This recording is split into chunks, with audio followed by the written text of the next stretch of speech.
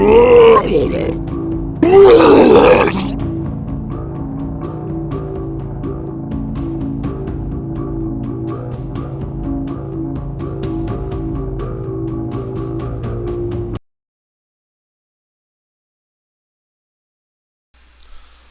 guys, Twiz here. First thing I want to do is apologize. It's been just a couple more weeks since I've done the L4D Pro Tips.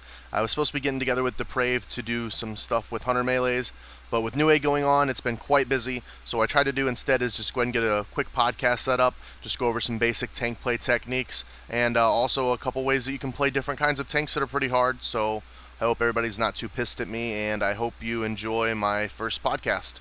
Thanks for watching.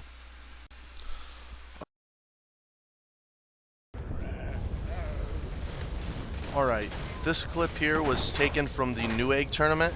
This is us against .Survivor. We've already played the Survivor side, and we know the tank's coming up right now. So what we're going to try to see me do is go for that death pool that's done as soon as the dumpster comes back. So I guess we're just going to watch around and see if I am successful with this.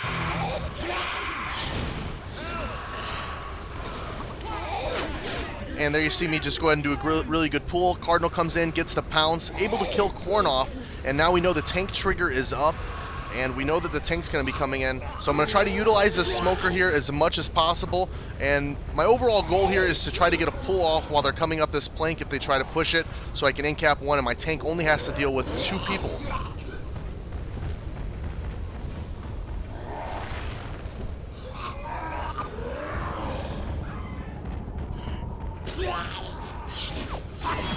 Tried for a pull there on numbers, wasn't able to get it, so now I just got to sit back and try to be more patient, hopefully getting one on Mata, but he got locked up on the ledge right there. The tank, you see him still on the side here, trying to throw rocks, just keep himself distracted. Mata chasing me down. I'm trying to juke him here, and he's still trying to chase and chase. Felix is able to come in there with his hunter and kind of scare him away, force him back, which really ended up saving me there. And I don't know what Mata was thinking. I'm just like sitting here behind him, managing to grab him, get the in-cap pull, and just give my tank all that opportunity in the world to just come in and be able to rip these guys apart.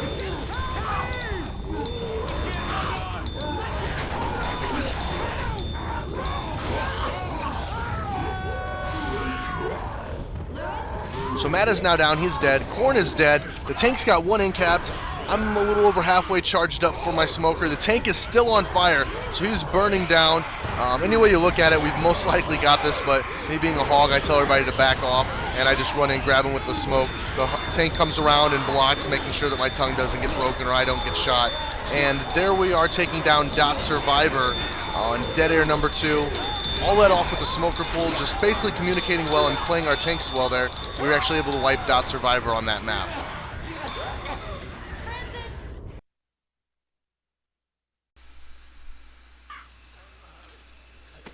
And here we have against PNM in the Newegg tournament. This is actually the match that we had to win to move on to get into the top 8 for Newegg. And basically PNM's trying to push forward, pushing the tank here. Our goal is to get in and try to keep this tank from getting pre-lit, which you see us do right now.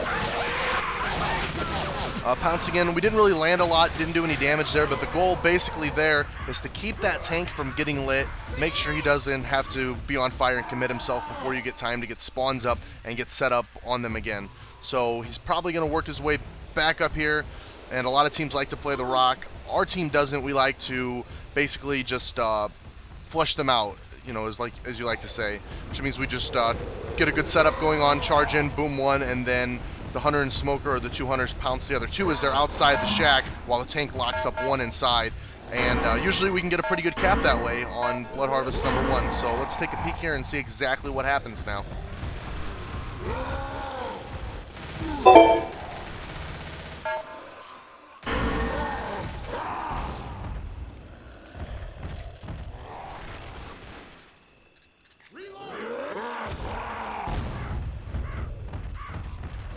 And here you see we're all set up. We've got a hunter up on the, or a hunter up going up onto the light pole on the right now. We've got another hunter there on the right ready. The tank's working his way in. My goal is to just boom one person here with the boomer. That way all the horde goes after just that one person. Try for the boom here on Lewis, not able to because the hunter's coming in, but I managed to get Zoe right there. The Hunter landing a 25 damage pounce made it really easy for the tank to take him down. We've got one guy incapped on the inside right now. We're letting the Horde deal with Zoe as Felix, playing our tank right now, just rushes in here and takes down Bill. You see Zoe just locked up there on top of the car, all of the Horde just surrounding her. And our tank's just going to be able to come in, and we're going to be able to wipe PNN here on Blood Harvest number 1. And this was a really good start for us. We ended up with an 800-point lead almost because we were smart and healed. Really good start. Oh, okay then, here we are on Death Toll number 1. What I like to call the toughest tank in the game. Because of basically all the hittables that are there right now. See Everix pushing forward, grabbing that guaranteed molly that's there. Possibly going to go for a pre-light, but the common infected was there. He wasn't sure that he could make it. So we're going to be smart and we're going to fall back here. What our team likes to do is we like to play this hill right below where the broken bridge is. The big reason of that is because the hittables do not go where you want them to go when you're trying to play up this hill. So you need to work your way to the top of this hill, and basically when he tries to hit any cars up, they're going to become very easy to juke because they slow down. A lot of times they start to roll backwards, and it just makes it really simple here.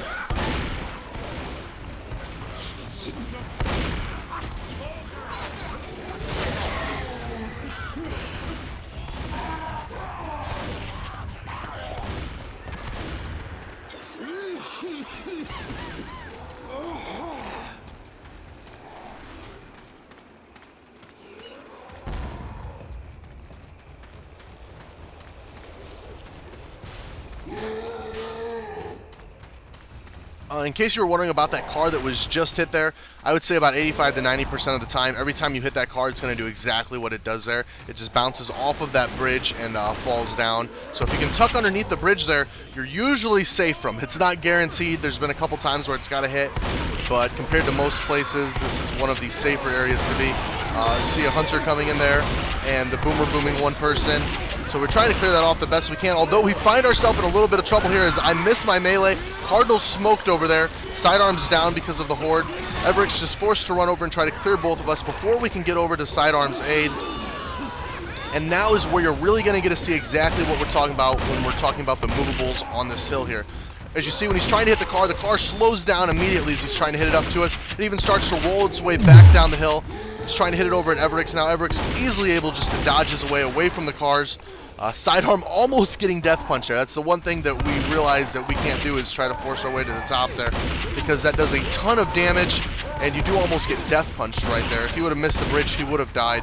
But the tank definitely in trouble, completely wiped down right now. So that is the best way that I have found to play this difficult tank. It's worked against better teams, so hopefully you can use it to your advantage and this tank can go down a lot easier for you.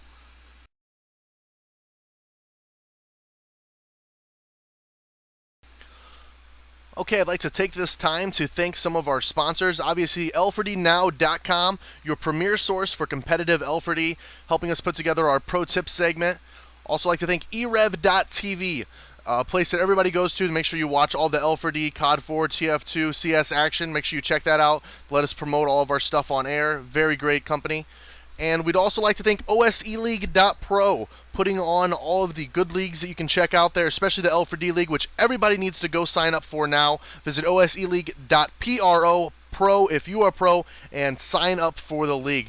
And thank you, ladies and gentlemen, and I hope you enjoyed the podcast.